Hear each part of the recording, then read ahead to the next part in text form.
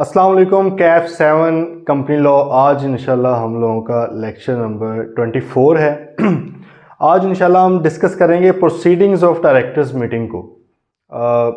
इंशाल्लाह एंड की तरफ हम गामजन हैं इस चैप्टर के। फाइनली काफ़ी ज़्यादा इस पर टाइम लगाया, बड़ा इंपॉर्टेंट चैप्टर है। आप लोगों ने साथ साथ प्रैक्टिस भी करते रहना। जो मैं असाइनमेंट कहूँ लिखने की वो भी प्लीज़ करें, और क्वेश्चंस भी जो मैं पढ़ने कहूँ वो साथ साथ लाजमी करते रहें।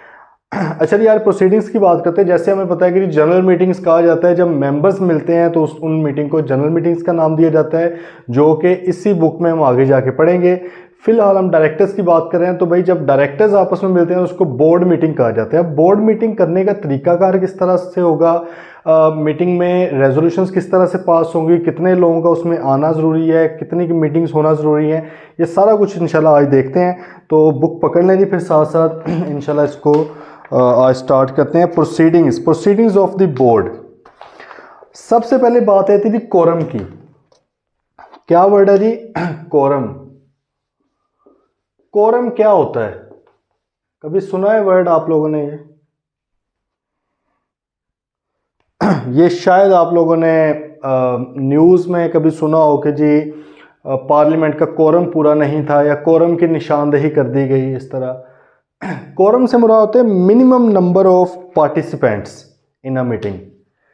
ठीक है कि भाई मीटिंग के अंदर मिनिमम कितने लोगों का होना लाजमी है। जैसे हम कहते नहीं कि मिनिमम नंबर ऑफ मेंबर्स इतने होने चाहिए, शेयर होल्डर्स के मिनिमम नंबर है, फिर डायरेक्टर्स का मिनिमम एक नंबर कंपनीज एक्ट ने बताया हुआ है। तो भाई इसी तरह डायरेक्टर्स की मीटिंग का भी, और जब हम आगे जाएंगे तो मेंबर्स की मीटिंग का, जनरल मीटिंग का। यहाँ पे फिलहाल हम पढ़े डायरेक्टर्स की मीटिंग के अंदर मिनिमम कितने लोगों का मौजूद होना उस वक्त ज़रूरी है, वरना मीटिंग ही नहीं है। मतलब ऐसे तो नहीं ना पॉसिबल कि भाई आपके फॉर एग्जांपल 15 डायरेक्टर हैं, एक बंदा आया हुआ है या 2 बंदे आए हुए हैं, वो कहेंगे मीटिंग करवा लो। तो ये कौन बताएगा कि जी कितने लोग मिनिमम होंगे तब वो वैलिड कंसीडर की जाएगी मीटिंग? तो इसको देखते हैं इंशाल्लाह आज। कोरम ऑफ लिस्टेड कंपनी पहले तो होने लगा है। उन्होंने कोरम आपको नहीं बताया हुआ होता क्या, वो मैंने आपको बता दिया। कोरम से मुराद क्या है? Minimum number of participants in a meeting. ये लिख लें, minimum number of participants in a meeting, उसको कोरम बोला जाता है। तो कोरम ऑफ बोर्ड मीटिंग से मुराद क्या है कि minimum number of directors present in a meeting. वो प्रेजेंट पर्सनली भी हो सकते हैं, बाय प्रॉक्सी भी हो सकते हैं, वीडियो लिंक से भी हो सकते हैं, वो अपनी जगह पे मतलब जैसे जैसे वोट्स दिए जा सकते हैं। इस तरह मेंबर्स की बारी आएगी तो वो भी ठीक है जी। तो the quorum for a meeting of directors of a listed company shall not be less than 1/3 of their number or 4 whichever is greater, and the participation of directors by video conferencing or by other audio visual means shall also be counted for the purpose of quorum. Quorum for other than listed company shall be as provided in the articles. पहले तो भाई उसने कहा जी ये listed company के अलावा बाकी जितनी भी कंपनीज हैं उनका कोरम कितना होगा, उन कंपनी के अपने आर्टिकल्स के अंदर लिखा होगा। ठीक है भाई। अब यहां पर वो ये कह रहा है कि भाई जो लिस्टेड कंपनी है उनका कोरम क्या होगा। तो लिस्टेड कंपनी का कोरम वो कह रहा है कि जी उस वक्त जितने भी डायरेक्टर्स हैं मिनिमम उनका 1/3 या 4 नंबर वैसे बता दिया गया है। ठीक है। फॉर एग्जाम्पल एक कंपनी है उसमें लेट से 9 डायरेक्टर्स हैं, लिस्टेड कंपनी की बात हो रही, तो इसका 1/3 कितना हो गया? 3 और 4। इन दोनों में से जो ग्रेटर है, तो ग्रेटर क्या बन गया? 4। कम से कम इतने डायरेक्टर्स मीटिंग में, डायरेक्टर्स की मीटिंग के अंदर मौजूद होंगे तो वो कोरम कंसीडर किया जाएगा। अब अगली बात तो अभी बाद में है ना, वोटिंग शोटिंग तो बाद में होनी है। मीटिंग के लिए मिनिमम नंबर ऑफ डायरेक्टर्स का मौजूद होना भी हम डिस्कस कर रहे हैं। ठीक है। तो वो भाई 1/3 या 4 इस तरह। अब फॉर एग्जांपल एक और है कंपनी, उसके लेट से 15 मेंबर्स हैं, 15 मेंबर्स हैं, तो इसका 1/3 भाई कितना हो जाएगा? 5 और 4 फिक्स नंबर किया हुआ है। इनमें से जो ग्रेटर है, तो ग्रेटर क्या हो गया? ये मतलब है कि ऐसी कंपनीज के 15 डायरेक्टर्स हैं, ऐसी लिस्टेड कंपनीज के 15 डायरेक्टर्स हैं, उसकी डायरेक्टर की मीटिंग का कोरम कितना होगा? 5 होगा, मिनिमम 5।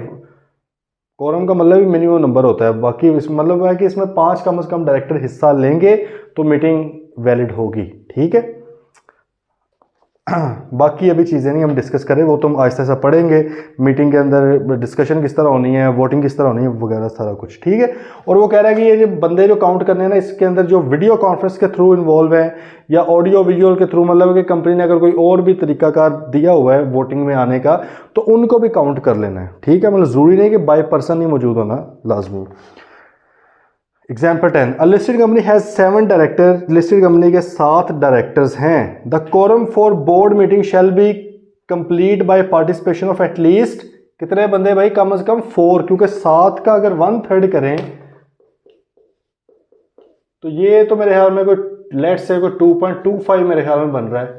तो 2.25 तो वैसे ही खैर ये बंदा इतना तो नहीं, गर्दन तो नहीं सिर्फ लेके जानी उसकी, तो मतलब है कि 2 बंदे हो रहे हैं। तो हमने पढ़ा हुआ है ये और 4 विच एवर इज हायर, तो हायर ये। तो अगर डायरेक्टर 7 हैं टोटल तो फिर 1/3 कितना बन रहा है, 2.25 वगैरह इतना की होगा, और या 4 इसमें से जो हायर है। इस तरह अगर डायरेक्टर 9 होते तो ये 3 बनना था 1/3, लेकिन 4, तो हमने 4 वाला चूज करना है। डायरेक्टर 15 है तो 1/3 कितना हो गया, 5 हो गया, लेकिन हमने चूज कितना करना है उसका 5 या 4 में से ग्रेटर, तो हम 5 को चूज करेंगे। ओके जी। दूसरी देखें, लिस्टेड कंपनी है 17 डायरेक्टर्स, 17 डायरेक्टर्स हैं, तो उसका 1/3 करें तो वो भाई कोई 6 के करीब बनता है, ठीक है। 1/3 आपने 17 का किया तो 6 पॉइंट कुछ बनेगा।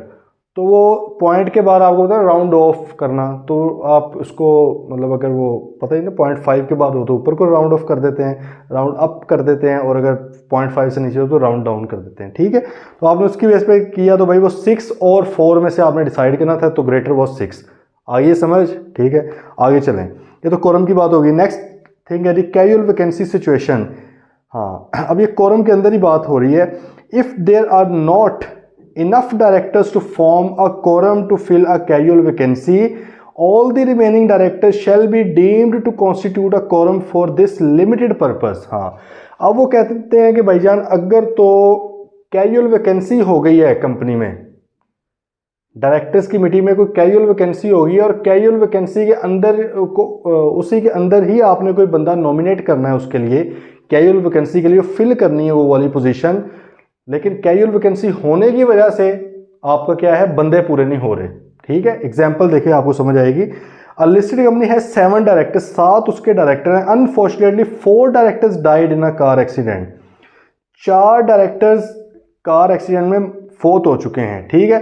अच्छा, अब इसका अगर 1/3 किया जाए, 4 मतलब 4 फोत हो गए, पीछे 3 रह गए, तो 1/3 बनता है 1 और 4, तो हमें मतलब अगर फिर कोरम होना चाहिए था 4, लेकिन भाई पीछे जिंदा ही सिर्फ 3 लोग बचे हैं, तो 4 का कोरम कैसे पॉसिबल है। बात आ रही है समझ। वो कहते हैं सिर्फ कैजुअल वैकेंसी के केस में हम आपको ये दे रहे हैं कि अगर कोई इस तरह की सिचुएशन हो जाए कि ये 4 वाला नंबर या ये वाला नंबर पूरा ही नहीं हो पा रहा, बंदे मौजूद ही नहीं है, इतने मौजूद इन द सेंस कि वो रिजाइन कर चुके हैं, फोत हो चुके हैं, तो इस केस में वो कहता है यार फिर जितने भी पीछे बंदे बचेंगे वो सारे के सारे कोरम बन जाएगा, आपका सारे का सारा कोरम बन जाएगा। मतलब है कि अब 3 लोग बच गए हैं तो कोरम फिर कितना हो जाएगा आपका 3। गल आइए समझ, दोबारा समझें। एक लिस्टेड कंपनी है, उसके फॉर एग्जांपल 9 डायरेक्टर्स हैं। कितने डायरेक्टर्स हैं, 9 डायरेक्टर्स हैं आपके, ठीक है। अब वो 9 में से लेट से 6 लोग थे, उनकी डेथ हो गई है किसी वजह से एक्सीडेंट में, ठीक है।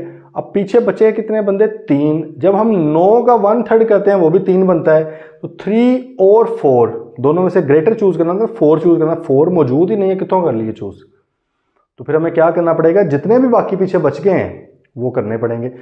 अब इसी तरह दूसरा देख लेते हैं। 7 डायरेक्टर थे, 5 की डेथ हो गई है, पीछे बचे 2, ठीक है। 2 बच गए ना। अब होना तो ये चाहिए था कि मिनिमम भी 4 बंदे होने चाहिए थे ग्रेटर इनमें से, तो वो 4 तो नहीं है पूरे, तो हमें फिर 2 के साथ ही कोरम कंप्लीट करना पड़ेगा। वो 2 लोग हैं वही कैजुअल वैकेंसी फिल करवाएंगे, बाकियों की वही किसी को रखेंगे। बात आई समझ। लेकिन ये जो सिर्फ कैजुअल वैकेंसी के लिए उन्होंने कहा है कि इस कोरम को आप कंसिडर करेंगे, अदरवाइज कोरम हमेशा आपने 1/3, क्योंकि आपको वैसे तो डायरेक्टर मौजूद है ना, ये आप कहेंगे जब वो बाहर गया हुआ है, ये कोई रीज़न नहीं है। कैजुअल वैकेंसी वाकई एक ऐसी सिचुएशन है जिसके अंदर आपको फेवर दिया गया है। ओके जी।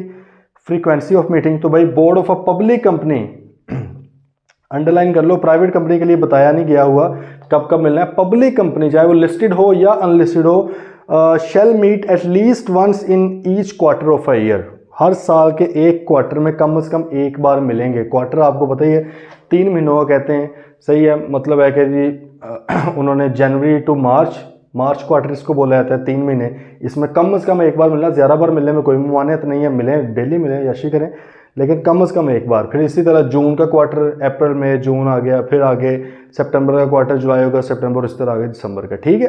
कम से कम एक बार पब्लिक कंपनी के लिए लाजमी है कि उसके बोर्ड ऑफ डायरेक्टर्स की मीटिंग एक लाजमी हो, अदर देन पब्लिक कंपनी लाजमी कोई नहीं है, मतलब बताया नहीं हुआ, ठीक है, उनके आर्टिकल्स में होगा। चलें जी, बात आई है कोई समझ, कोई पल्ले पै रही है गल या नहीं? आगे चलें। पासिंग ऑफ रेजोल्यूशन, अब कोरम पूरा हो गया, ठीक है, मीटिंग कॉल कर ली गई, अब रेजोल्यूशन की बारी आ गई है। तो उसने पहले रखा जी passing of resolution through circulation, ये हमने पहले भी एक जगह पे थोड़ा सा डिस्कस किया था, ठीक है।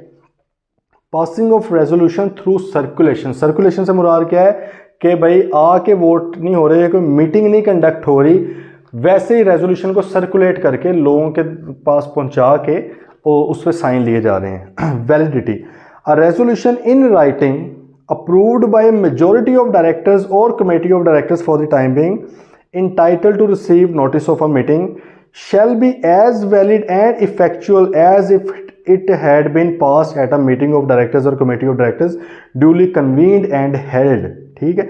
अच्छा, कमेटी ऑफ डायरेक्टर्स से क्या मुराद है? देखें, जो लिस्टेड कंपनीज है ना, उनके लिए लाजमी है code of corporate governance regulations 2017 के मुताबिक कि उन्होंने डायरेक्टर्स की कुछ कमेटीज़ बनानी हैं। कमेटी क्या रही भाई, एक तो डायरेक्टर हैं, अब उन्हीं में से ही कुछ डायरेक्टर्स कुछ कमेटीज़ में डाल दी जाती हैं कि भाई ये स्पेसिफिक काम आपने देखना है। मिसाल के तौर पे उसमें एक होती है आपकी रिस्क कमेटी है, ठीक है, वो लाजमी है, उसके अंदर 1 या 2 डायरेक्टर जो भी है। इंटरनल ऑडिट कमेटी है या ऑडिट कमेटी भी बोला जाता है, वो लाजमी है उनकी। फिर आप ये कह लें कि और HR committee, HR and remuneration committee, ये लाजमी है। तो 3-4 कमेटीज़ ना उनकी लाजमी है, इसलिए ना उसने उस हवाले से बीच में डाल दिया है कि भाई अगर किसी डायरेक्टर्स की मीटिंग या कमेटी ऑफ डायरेक्टर्स की मीटिंग, मतलब सारे नहीं मिल रहे, वो सब कमेटी थी वो मिल रही है, ठीक है। अब वो लोग मिल रहे हैं भाई, तो उन्होंने कहा कि यार मिल के फैसला करने की बजाय बाय सर्कुलेशन कर लेते हैं, सही है, बाय सर्कुलेशन। तो वो कह रहा है कि भाई अगर बाय सर्कुलेशन कोई रेजोल्यूशन अगर पास की जा रही है और मेजॉरिटी ऑफ डायरेक्टर्स उसके हक में हैं, मतलब मेजॉरिटी ऑफ डायरेक्टर्स ने उसको पास कर दिया हुआ है, तो उस रेजोल्यूशन की अहमियत भी ऐसे ही होगी जैसे प्रॉपर मीटिंग बुलाकर की गई है। वो गल है ये समझ। मिसाल के तौर पे मीटिंग बुलाना मुश्किल है थोड़ा, डिफरेंट डायरेक्टर्स डिफरेंट जगह पे थे, तो उन्होंने कहा यार ऐसे करो कि एक रेजोल्यूशन बनाओ, ठीक है, वो ना आप सर्कुलेट कर दो, पहले एक बंदे साइन करवा लो, फिर वही दूसरे बंदे को भिजवा लो, दूसरे सिटी में, तीसरे सिटी में, बाहर के मुल्क, जैसे जैसे भी है, तो वो बंदा अपने अपने साइन करके भेज देगा आपको। तो इसको भी वैसे उतनी ही अहमियत देनी है आपने जितनी प्रॉपर किसी मीटिंग वाली रेजोल्यूशन को दी जाती है। ओके भाई, मैनर ऑफ सर्कुलेशन, लेकिन उन्होंने बताया आपको मैनर ऑफ सर्कुलेशन क्या है। Before passing it the resolution should be circulated with necessary papers to all directors. पहले तो भाई आप तमाम डायरेक्टर्स को वो रेजोल्यूशन सर्कुलेट करेंगे विद नेसेसरी डॉक्यूमेंटेशन, मतलब है कि अगर किसी चीज़ के ऊपर कोई फैसला करना है, किसी चीज़ के ऊपर कोई बात करनी है, तो उसके साथ उसकी डॉक्यूमेंटेशन भी आप उसको भेजें कि सर ये डिटेल में डॉक्यूमेंट्स नीचे लगे हुए हैं, ठीक है।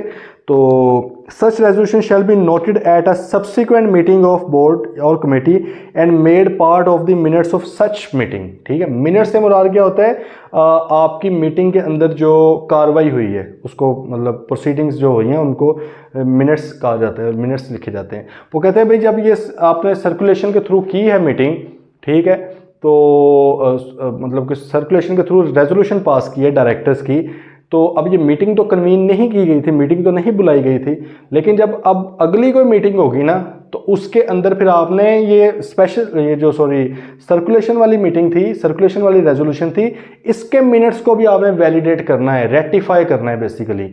आइए बात समझ कि पहले एक बोर्ड ऑफ डायरेक्टर्स की मीटिंग हुई है या कमेटी की मीटिंग हुई है डायरेक्टर्स की, उन्होंने क्या किया कि भाई पहले तो प्रॉपर एक मीटिंग करके वोटिंग शोटिंग कर ली, अब उन्होंने दोबारा एक कभी रेजोल्यूशन पास कर दी थी, अब उन्होंने कहा कि हम मीटिंग नहीं करना चाह रहे, हम थ्रू सर्कुलेशन करना चाह रहे हैं, बिल्कुल अलाउड है, ठीक है, सर्कुलेशन के थ्रू कर ली। अब उसके बाद जो मीटिंग होगी ना डायरेक्टर्स की, उसके अंदर वो रेजोल्यूशन वाली बात भी आ जाएगी कि भाईजान ये थ्रू सर्कुलेशन ये वाली रेजोल्यूशन पास करवाई गई थी, इसको भी वैलिडेट या इसको भी रेटिफाई कर दें।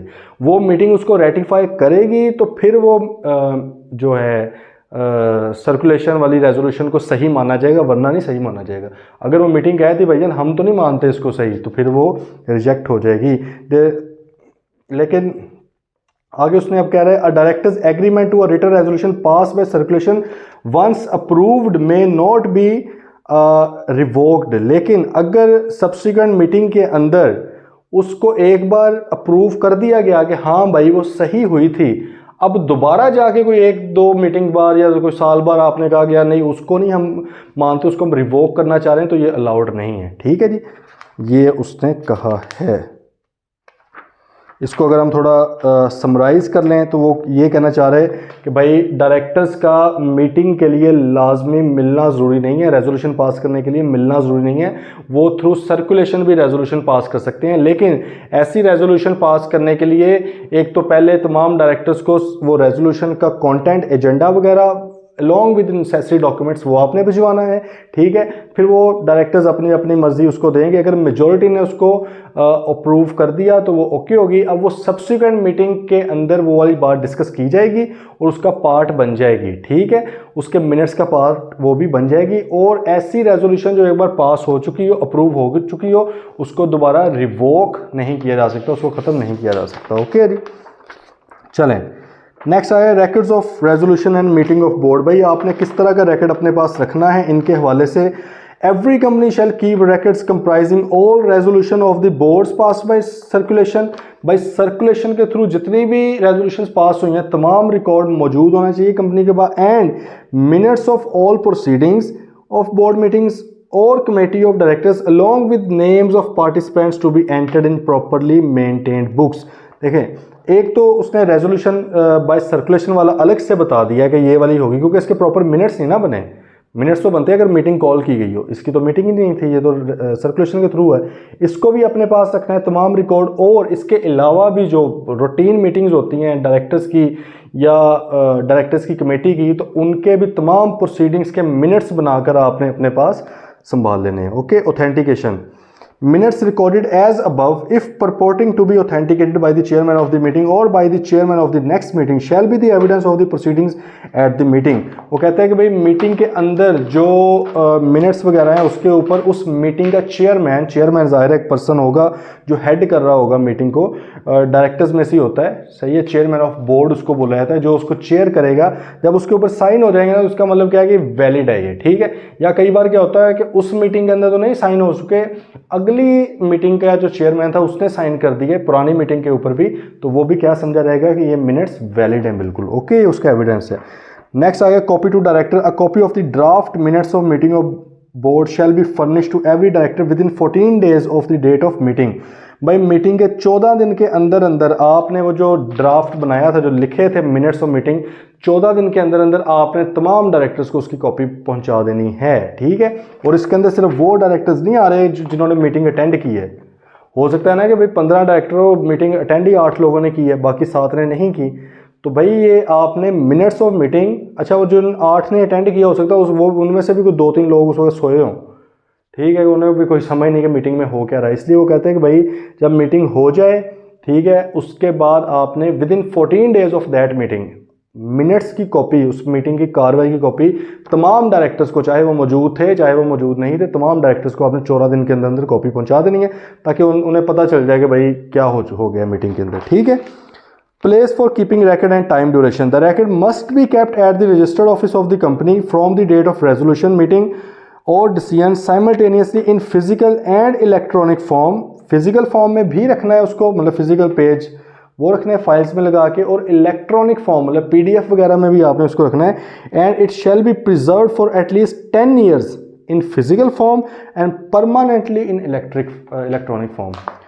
फिजिकल फॉर्म में फाइलें, ये इस वाली मीटिंग की, ये जो डायरेक्टर्स की मीटिंग्स हुई हैं, ठीक है, इनकी मीटिंग्स का जो रिकॉर्ड है फिजिकली रजिस्टर्ड ऑफिस के अंदर कम से कम 10 साल के लिए मौजूद होना चाहिए, और इलेक्ट्रॉनिक फॉर्म में पीडीएफ्स की सूरत में, ठीक है, कम से कम बल्कि कम से कम नहीं है, परमानेंटली मौजूद होना चाहिए। इसका मतलब है कि अगर ये आपको पेपर में क्वेश्चन आ सकता है कि एक मीटिंग हुई है जी, आप कह लेंगे 2 मार्च 2002 को, ठीक है, तो उसका जो रिकॉर्ड है 2 मार्च 2002 का जो रिकॉर्ड था उस डायरेक्टर्स की मीटिंग का, वो फिजिकली कब तक अवेलेबल होना चाहिए, तो आप कहेंगे रजिस्टर्ड ऑफिस के अंदर 2 मार्च 2012 तक मौजूद होना उसका मस्ट है।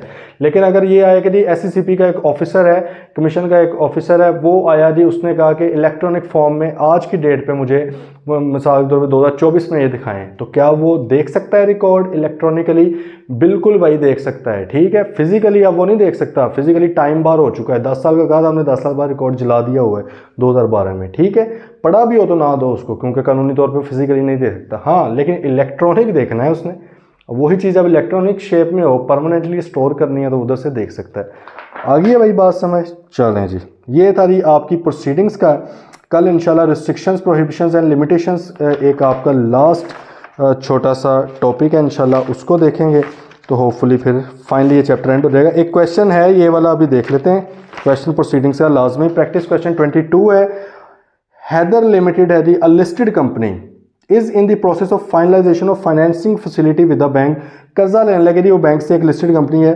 The bank requires a copy of the board resolution for approval of the terms of the financing. उसने कहा कि आपने कर्जा लेना है तो एक ज़रा बोर्ड से अप्रूवल तो ले दें, क्योंकि बैंक को भी पता रहा कि जी कंपनीज एक्ट के अंदर पावर्स ऑफ डायरेक्टर्स में ये मौजूद है कि जब कंपनी ने कर्जा लेना हो तो वो बोर्ड उसको अप्रूव करता है। उसने कहा भाईजान वो ज़रा हमें एक रेजोल्यूशन तो दे दें। However no board meeting is planned in the near future and few directors are out of country. लेकिन अभी नियर फ्यूचर में कोई मीटिंग प्लान नहीं की हुई कंपनी ने, मतलब कंपनी का कोई डायरेक्टर्स का मिलने का मूड नहीं था, और कुछ डायरेक्टर बाहर भी हैं, आउट ऑफ कंट्री भी हैं।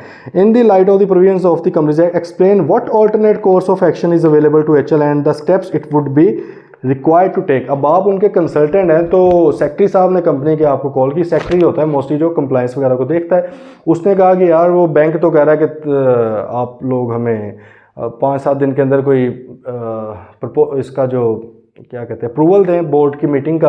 अब डायरेक्टर साहिबान बाहर हैं और जो इधर वाले हैं उनका भी मिलने का कोई मूड नहीं है, तो क्या किया जाए?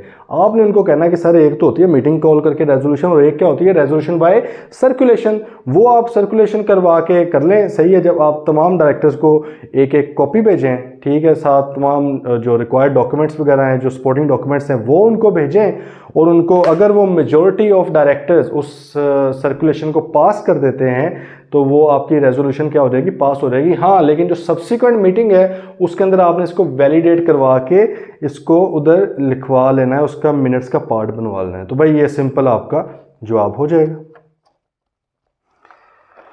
आई गल समझिए, अगली भी गई, सही है जी। फिर अब आगे नेक्स्ट चलते हैं रिस्ट्रिक्शंस, प्रोहिबिशंस एंड लिमिटेशंस के ऊपर। तो इंशाल्लाह आज ही ये सारा एंड भी हो जाएगा। पहले मेरा प्लान था कि इसको कल पे करें, लेकिन आज इसको कर लेते हैं क्योंकि अभी तो छोटा सा लेक्चर हुआ। कल इंशाल्लाह प्रैक्टिस हो जाएगी हमारी, ठीक है। अच्छा, रिस्ट्रिक्शंस, प्रोहिबिशंस एंड लिमिटेशंस यानी कुछ डायरेक्टर्स के ऊपर उनको देख लेते हैं। मतलब है कि अब ये मीटिंग से बात बाहर निकल आई है। आपको पता है कि जब हमने ये चैप्टर स्टार्ट किया था तो पहले हमने थोड़ा डायरेक्टर्स के बारे में देखा, डायरेक्टर्स होते क्या हैं, उनकी डेफिनेशन वगैरह आ गई। फिर हमने उनके इलेक्शंस के ऊपर कुछ बातें देखी हैं। उसके बाद हम आगे आए हैं तो भाई हमने उनको कैजुअल वैकेंसी वगैरह के ऊपर बात की है। हमने रिमूवल उनका किस तरह करना होता है उनको भी देखा है। फिर हमने पावर एंड ड्यूटीज़ डायरेक्टर्स की पर्सनल लेक्चर्स में देखी हैं। फिर हम उसके बाद बल्कि कल देखी थी। फिर प्रोसीडिंग्स आज हम डिस्कस कर रहे हैं और रिस्ट्रिक्शंस, प्रोहिबिशंस के ऊपर अभी हम बात करने लगे हैं, ठीक है। तो ये हैं जी ओवरऑल डायरेक्टर्स के ऊपर क्या रिस्ट्रिक्शंस हैं, क्या प्रोहिबिशंस हैं, क्या लिमिटेशंस हैं। आपको पता है कि प्रोहिबिशन का मतलब क्या होता है कि कतई तौर पे आप कर ही नहीं सकते, उसको प्रोहिबिशन कहते हैं, मुमानियत होना किसी चीज़ की, ठीक है। जबकि रिस्ट्रिक्शंस या लिमिटेशन से मुराद होता है कि भाई आप कर तो सकते हैं लेकिन ये लिमिट्स हैं, इससे ऊपर नहीं कर सकते, या ये कुछ स्पेसिफाइड रिस्ट्रिक्शंस हैं, इन चीज़ों को देखते हुए आपने काम करना है, ठीक है।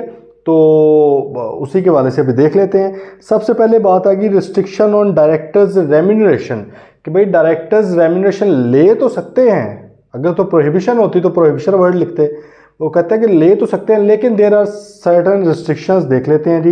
Remuneration for attending meetings, the remuneration to be paid to any director for attending the meeting of directors और a committee of directors shall not exceed the scale approved by the company or the board of directors as the case may be in accordance with the provisions of the article। हाँ अच्छा, scale से मुराद यहाँ पे है कि भाई इस amount से ज़्यादा नहीं होगी, ठीक है।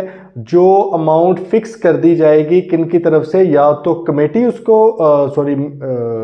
जनरल मीटिंग उसको करेगी, मतलब कि मेंबर्स उसको करेंगे कि फॉर एग्जांपल किसी भी डायरेक्टर को मीटिंग अटेंड करने का 15,000 पर मीटिंग से ज़्यादा नहीं हम देंगे। आमतौर पे आवरली रेट होता है, ठीक है, इतने आवर्स इतने रुपीज़ पर आवर से ज़्यादा नहीं देंगे। या अगर डायरेक्टर्स ने वो फिक्स किया हुआ है तो उससे ज़्यादा वो नहीं हो सकता है, ठीक है जी। तो रेम्यूनरेशन इसका मतलब है कि जो डायरेक्टर्स की मीटिंग की है वो कौन डिसाइड करता है, या तो वो कंपनी डिसाइड करती है या वो बोर्ड ऑफ डायरेक्टर्स डिसाइड करते हैं। उससे ज़्यादा उनको रेम्यूनरेशन नहीं मिल सकता। पहला मतलब है कि देखें ना, अब रिस्ट्रिक्शन है, प्रोहिबिशन नहीं है, पैसे ले सकते हैं आप लेकिन इस तरह ले सकते हैं। दूसरे नंबर पे remuneration for extra services, the remuneration of a director for performing extra services including the holding of the office of chairman is determined by the board of directors or the company general meeting in accordance with the provisions in its articles। हाँ, extra service देखें, एक तो है ना meeting हर director ने जिसने attend की उसको पैसे मिल गए। अब अगर एक डायरेक्टर अब चेयरमैन भी बन रहा है तो जाहिर है वो एक और एडिशनल सर्विस दे रहा है ना, जो बाकी लोग तो नहीं दे रहे, ठीक है। तो उसके भी उसको पैसे मिल सकते हैं, जो भी बोर्ड ऑफ डायरेक्टर्स डिसाइड करें या कंपनी डिसाइड करे in accordance with the companies articles, company के आर्टिकल्स में रहते हुए। अगर तो आर्टिकल्स में मेंशन ही नहीं है कुछ भी इस हवाले से तो फिर ये लोग अपने तौर पे कर सकते हैं। लेकिन अगर आर्टिकल्स में भी कुछ मेंशन है, कंपनी ने कोई मेंशन की हुई अमाउंट, फिर उसके हिसाब से देखना पड़ेगा, ठीक है। अब आगे बात आ गई prohibition on assignment of office by director. ये हमने पहले भी पढ़ा है, ठीक है, कि डायरेक्टर किसी, ये ड्यूटीज में हमने पढ़ा था, ड्यूटीज ऑफ डायरेक्टर, डायरेक्टर किसी को भी अपना ऑफिस असाइन नहीं कर सकता। अगर मुझे कंपनी ने चूज किया, इलेक्ट किया एज अ डायरेक्टर, मैं ये नहीं कर सकता कि नहीं मेरा भाई आके डायरेक्टर के तौर पे काम कर ले, नहीं भाई, दिस इज नॉट अलाउड। इसके ऊपर रिस्ट्रिक्शन नहीं है, इसके ऊपर सीधी सीधी ना है, इनकार है। A director of any company, इसमें लिस्टेड अनलिस्टेड वाला भी कोई सीन नहीं है, ऊपर भी वैसे नहीं था, ये तमाम कंपनीज के लिए हैं। लिस्टेड वगैरह की जब बात होगी तो वो लिखा होता है, वो आपने फिर अंडरलाइन लाजमी किया करें क्योंकि उसको उसमें से क्वेश्चन आ सकता है। A director of any company shall not assign his office to any other person and any such appointment shall be void ab initio, ये हमने पहले पढ़ लिया है। Appointment of alternate director is allowed, हाँ, लेकिन वो कहते हैं कि ऑल्टरनेट डायरेक्टर अलाउड है, उसको आप अपॉइंट कर सकते हो, असाइन नहीं कर सकते। अब इन दोनों में फ़र्क समझना बड़े गौर से। असाइन से मुराद क्या कि भाई मैं नहीं हूं डायरेक्टर, तुम डायरेक्टर हो, जाओ याशी करो। ऑल्टरनेट डायरेक्टर क्या चीज़ है वो देखते हैं। Appointment bye a director of an alternate और सब्सटीट्यूट डायरेक्टर, उसको ऑल्टरनेट डायरेक्टर भी बोला जाता है, सब्सटीट्यूट डायरेक्टर भी बोला जाता है, to act for him during his absence from Pakistan of not less than 90 days will not be deemed to be an assignment of office. Such appointment must be with the approval of the board. The alternate director so appointed vacates office when the director appointing him returns to Pakistan. अब अगर एक director साहब हैं वो पाकिस्तान से बाहर चले गए 90 दिन से ज़्यादा के लिए, 90 दिन से ज़्यादा के लिए, नॉट लेस देन 90 डे, अगर तो 90 दिन से कम के लिए गया है तो वो फिर पीछे किसी को अपनी जगह पे अपना जानशीन या अपना डायरेक्टर अपॉइंट करके अपनी जगह पे नहीं जा सकता। लेकिन अगर वो 90 दिन से ज़्यादा गया है पाकिस्तान से बाहर तो फिर वो क्या करेगा, वो बाकी डायरेक्टर्स की अप्रूवल के साथ, मतलब है कि बोर्ड की अप्रूवल के साथ किसी और शख्स को ऑल्टरनेट डायरेक्टर या सब्सटीट्यूट डायरेक्टर के तौर पर बोर्ड के अंदर छोड़ के जा सकता है कि भाई मैं 90 दिन से ज़्यादा के लिए जा रहा हूँ बाहर, मेरी जगह पे ये बंदा डायरेक्टर होगा। वो कह रहा है कि इसको असाइनमेंट कंसीडर नहीं किया जाएगा, इसको उसने एक्सेप्शन एक दे दी है। इसका मतलब अगर बंदा कोई पाकिस्तान के अंदर ही मौजूद है वो क्या कह सकता है कि मेरी जगह पे ये डायरेक्टर कोई दूसरा है, नहीं कह सकता। This is not allowed, this is prohibited under the companies act 2017। लेकिन अगर एक बंदा 90 दिन से ज़्यादा के लिए पाकिस्तान से बाहर जा रहा है, अगर वो अपनी मर्जी से चाहे किसी को लगा सकता है, again this is not allowed, this is prohibited.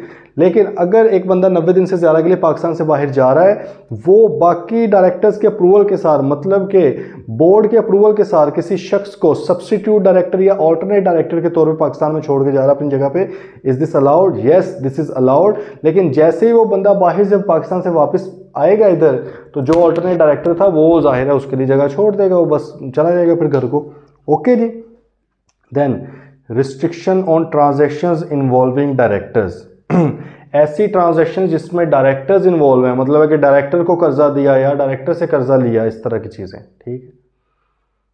Restriction है, प्रोहिबिशन नहीं है, मना नहीं किया गया, कानून मना नहीं करता कि डायरेक्टर्स के साथ ट्रांजैक्शन ना करो, क्योंकि उसे पता है कि यार डायरेक्टर्स ने ही सारे अफेयर्स को मैनेज करना होता है कंपनी के, तो लेन देन चलता ही रहता है इनका आपस में, मना नहीं किया गया। लेकिन उसने कहा कि भाईजान अगर डायरेक्टर्स कंपनी को पैसा देना चाहते हैं, कैश देना चाहते हैं, तो वो सिर्फ और सिर्फ बैंकिंग चैनल के थ्रू दे सकते हैं। और अगर कंपनी डायरेक्टर्स को कोई कैश या पैसा देना चाहती है, मतलब कैश से मुराद यहाँ पे पैसे की बात हो रही है, पैसा देना चाहती है कर्जा या किसी भी तरह, तो वो भाईजान सिर्फ और सिर्फ बैंकिंग चैनल के थ्रू हो सकता है, अदर देन बैंकिंग चैनल नहीं दे सकते। मतलब है कि चेक के थ्रू दे दें आप, ठीक है, या फिर आप वो बैंक ट्रांसफ़र कर दें, इस तरह ऑनलाइन डेबिट क्रेडिट कार्ड वगैरह के थ्रू कर दें, लेकिन कैश के थ्रू नहीं कर सकते, प्योर कैश, ठीक है। The company shall ensure that all cash transaction, मतलब पैसे वाली transaction, money transaction with its directors are conducted only through banking channel. सही है, उनके साथ पैसों का लेन देन सिर्फ बैंकिंग चैनल के थ्रू करना है। देखिए मना नहीं किया करने से, रिस्ट्रिक्शन लगा दी है। दूसरे नंबर पे नॉन कैश ट्रांजेक्शन, ऐसे भी तो हो सकता है कि डायरेक्टर को हमने अपनी कोई फर्नीचर वगैरह दे दिया, सही है, कोई एसेट बेच दिया इस तरह, या उससे कुछ खरीद लिया नॉन कैश, वो कैश नहीं है, वो कोई और चीज़ हमने ली है, तो अब उसका क्या किया जाए, उसका भी तरीकाकार है। वो कहते हैं unless prior approval is accorded by a resolution of general meeting of company, मतलब है कि जनरल मीटिंग की रेजोल्यूशन चाहिए इस काम के लिए, नॉन कैश के लिए। कैश ट्रांजैक्शंस के लिए जनरल मीटिंग की रेजोल्यूशन रिक्वायर्ड नहीं है, वो बस बैंकिंग चैनल के थ्रू कर लें तो बाय लॉ हो जाती है, वो लीगल हो जाती है। नॉन कैश ट्रांजैक्शन, ऐसी ट्रांजैक्शन इसमें कैश इन्वॉल्व नहीं है, वो अगर आप करना चाह रहे हैं डायरेक्टर के साथ, या उन्हें कुछ देना चाह रहे हैं नॉन कैश, या उनसे लेना चाह रहे हैं, तो उसके लिए आपको प्रायर अप्रूवल चाहिए होगा जनरल मीटिंग का, मतलब कि रेजोल्यूशन आपको चाहिए होगी। तो जब रेजोल्यूशन के साथ स्पेशल ना लिखा हो तो वो कौन सी होती है, ऑर्डिनरी रेजोल्यूशन ही होती है। तो आम रेजोल्यूशन की बात हो रही है, ठीक है। पहले तो ब्रैकेट्स के अलावा वाली पढ़ लेते हैं। Unless prior approval is accorded by a resolution of general meeting of company, no company shall enter into any arrangement by which a director of company और its holding subsidiary, associated company or a person connected with him acquires is to acquire assets for consideration other than cash from the company। ठीक है, अगर एक director मेरी company का, ये company हूं मैं, मेरा ही डायरेक्टर मेरे से कोई एसेट्स खरीदना चाह रहा है वो for consideration other than cash, मेरे से कोई एसेट खरीदेगा, मुझे बदले में कैश नहीं देगा, मुझे कुछ और देगा, ठीक है। मुझे फॉर एग्जांपल कोई अपनी इन्वेस्टमेंट दे रहा है, या कोई अपनी कंपनी के शेयर्स दे रहा है, अपने शेयर्स बेच रहा है, वट एवर, ठीक है, मतलब मुझे कैश नहीं दे रहा, अदर देन कैश दे रहा है। मैं कंपनी हूँ, मेरा डायरेक्टर मेरे से एसेट खरीद रहा है, मुझे बदले में कैश नहीं दे रहा, तो क्या करना पड़ेगा, पहले इस ट्रांजेक्शन को करने से पहले रेजोल्यूशन करवानी पड़ेगी जनरल मीटिंग की। फिर दूसरे नंबर पे, ये कंपनी है, मेरी होल्डिंग कंपनी का डायरेक्टर या मेरी सब्सिडरी कंपनी का डायरेक्टर या मेरी एसोसिएटेड कंपनी का डायरेक्टर मेरे से बतौर मैं कंपनी हूँ, मेरे से एसेट्स खरीदना चाह रहा है, बदले में मुझे कैश नहीं दे रहा, कुछ और दे रहा है, तो क्या करना पड़ेगा, बोर्ड की जनरल मीटिंग की अप्रूवल मुझे लेनी पड़ेगी। या कोई भी और पर्सन जो कनेक्टेड विद हिम है, कनेक्टेड विद हिम से मुराद यहाँ पे यही है कि उसका मतलब कोई फैमिली मेंबर वगैरह, ठीक है, वो, या अगर वो किसी फॉर्म में पार्टनर है तो उसका पार्टनर वगैरह, यहाँ मतलब उसको डिफाइन नहीं मजीद किया हुआ, तो भाई अगर वो करना चाह रहा है तो उसको भी कंपनी को पहले रेजोल्यूशन पास करवानी पड़ेगी, अदरवाइज वो ट्रांजैक्शन में एंटर नहीं हो सकती। पहला पॉइंट समझ आ गया। दूसरा पॉइंट, अगर कंपनी उससे एक्वायर करती है, कंपनी एक्वायर्स और इज टू एक्वायर का मतलब अभी किया नहीं है, अभी करेगी। कंपनी एक्वायर्स और is to acquire assets for consideration other than cash from such director और person so connected. Such director से मुराद ऊपर वाला डायरेक्टर मेरी कंपनी का, या मेरी होल्डिंग कंपनी का डायरेक्टर, या मेरी सब्सिडरी कंपनी का डायरेक्टर, या मेरी एसोसिएटेड कंपनी का डायरेक्टर। अगर मैं बतौर कंपनी उससे कुछ एसेट्स खरीदना चाह रहा हूँ, ठीक है, बदले में मैं उसको कैश नहीं देना चाह रहा, तो फिर भी मुझे क्या करना पड़ेगा, पहले रेजोल्यूशन पास करवानी पड़ेगी मीटिंग से। आगे गल समझ, ठीक है, तो तब तक हम नहीं कर सकते। अब वो ब्रैकेट वाली लाइन पढ़ लेते हैं दोबारा से। Unless prior approval is accorded by resolution general meeting of company, bracket में, एंड इफ द डायरेक्टर और connected person is the director of its holding company, prior approval is also required to be obtained by passing a resolution in general meeting of the holding company. ठीक है, देखें अभी हमने नीचे क्या कहा था कि अगर मैं कंपनी हूँ, मेरी ही कंपनी का डायरेक्टर मेरे से कोई एसेट खरीदना चाह रहा है for consideration other than cash, इसको इन काइंड कंसिडरेशन कहा जाता है, सही है। या मेरी होल्डिंग कंपनी का कोई डायरेक्टर है, वो मेरे से खरीदना चाह रहा है कोई asset for consideration other than cash, या मेरी सब्सिडरी का या मेरी सोसाइटी कंपनी का। अब उसने एक शिक निकाली है सिर्फ होल्डिंग वाले के लिए कि भाई साहब अगर होल्डिंग कंपनी का डायरेक्टर इस कंपनी से एसेट्स खरीदना चाह रहा है for consideration other than cash, तो ना सिर्फ ये कंपनी मैं अपनी कंपनी के अंदर रेजोल्यूशन पास करवाऊंगी, बल्कि वो होल्डिंग कंपनी है उसके अंदर भी रेजोल्यूशन जनरल मीटिंग के अंदर पास होगी। इसका मतलब है कि अगर मेरी सब्सिडरी कंपनी का डायरेक्टर मेरे से खरीदना चाह रहा है, उस केस में मेरी कंपनी के अंदर तो होगी पास, सब्सिडरी कंपनी के अंदर रेजोल्यूशन रिक्वायर्ड नहीं है, क्योंकि उसने सिर्फ होल्डिंग की बात लिखी हुई है ब्रैकेट में। आगे गल समझ। तो भाई साहब ये एक टेक्निकल सा मामला है, इसको याद रखना है। Notice for approval of resolution shall include the particulars of arrangement long with the value of assets involved in such arrangement duly calculated by a registered valuer. वो कहता है कि जब आपने इस मीटिंग का नोटिस भेजना है तो आपने उसके अंदर जाहिर है लिखना है कि भाई साहब ये इस तरह के एसेट्स कोई खरीदना चाह रहे हैं, बदले में पैसे नहीं आने, एसेट्स आने, और उन एसेट्स की फेयर वैल्यू क्या है जो किसी रजिस्टर्ड वैल्यूअर ने, रजिस्टर्ड वैल्यू से मुराद क्या है, जो बिल्डिंग्स या एसेट्स वगैरह की वैल्यू करते हैं उनके लेटर हेड के ऊपर वो डॉक्यूमेंटेड हो गया फलां चीज़ की है, जो बदले में आप इसको फॉर एग्जांपल मशीन भेज रहे हैं 10 करोड़ रुपए की, बदले में ये बंदा जो आपको वो ज़मीन अपनी दे रहा है उसकी कैश में उसकी फेयर मार्केट वैल्यू इतनी है, ठीक है, वो भी आपने साल लगा के भेजनी है नोटिस में। ओके, अगली बात आ गई समझ भाई? नहीं कोई गल नहीं, आगे आ जाए। लोन टू डायरेक्टर्स, भाई आप डायरेक्टर्स को लोन दे सकते हैं, प्रोहिबिशन नहीं है, रिस्ट्रिक्शन लाजमी है। देख लेते हैं जी क्या है। उसने कहा the company is not allowed unless the transaction has been approved by members through resolution.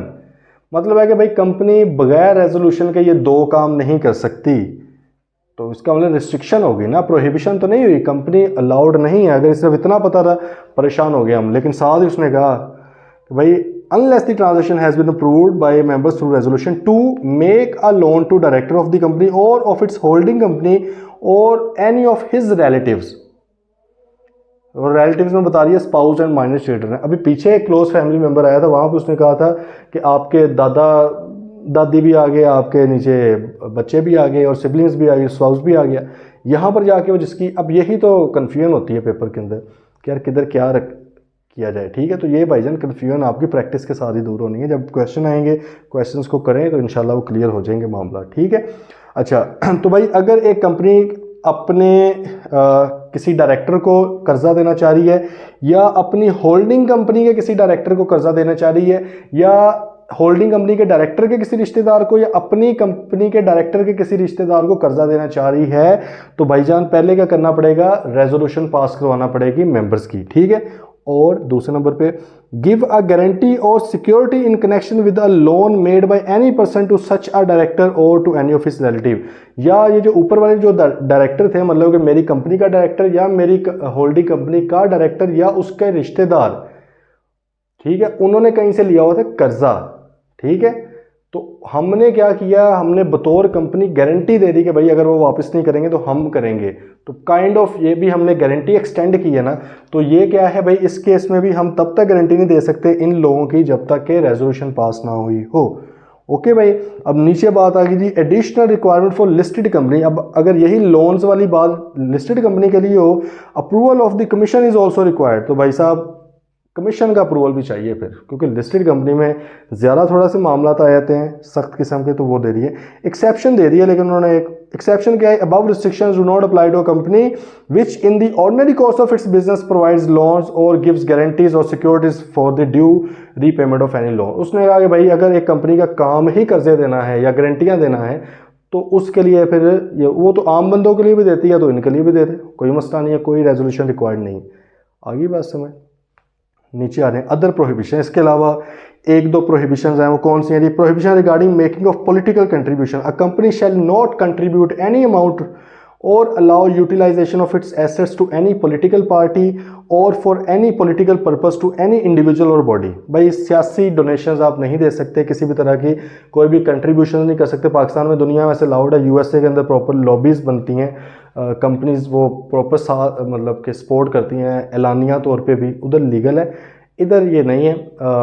ठीक है, कि आप किसी पॉलिटिकल पार्टी को ओपनली नहीं दे सकते आप ऐसे, ठीक है, वो अलाउड नहीं है कानूनी तौर पे। Then prohibition regarding distribution of gifts, a company is prohibited to distribute gifts in any form to its members in its meeting. भाई कंपनी अपने मेंबर्स को किसी भी तरह के गिफ्ट नहीं दे सकती, ठीक है, गिफ्ट मतलब फ्री में चीज़ें नहीं दे सकती, ये अलाउड नहीं है। तो ये कुछ सादा सी चीज़ें थी। ओके हो गया भाई। इसमें से जो थोड़े से, बल्कि फिर कल इंशाल्लाह प्रैक्टिस करते हैं इसकी सही तरह, काफ़ी इसमें क्वेश्चंस करेंगे इंशाल्लाह। तो आप लोग ना कल तक प्लीज़ इसको एक बार रिवाइज़ कर लें सारे चैप्टर को। चैप्टर 3 आपका एंड हो चुका है, बहुत इंपॉर्टेंट चैप्टर है। अगर अभी तक कोई लेक्चर स्किप किए हैं, छोड़े हैं, पेंडिंग हैं, तो प्लीज़ उनको सुन लें और जो जो कॉन्सेप्ट में मसले हैं उनमें से समझ लें, क्योंकि फिर कल ना इंशाल्लाह इसकी प्रैक्टिस करते हैं। इसको क्लोज़ करना है, चैप्टर बड़ा इंपॉर्टेंट है, ठीक है। फिर इंशाल्लाह मिलते हैं, टिल देन टेक केयर।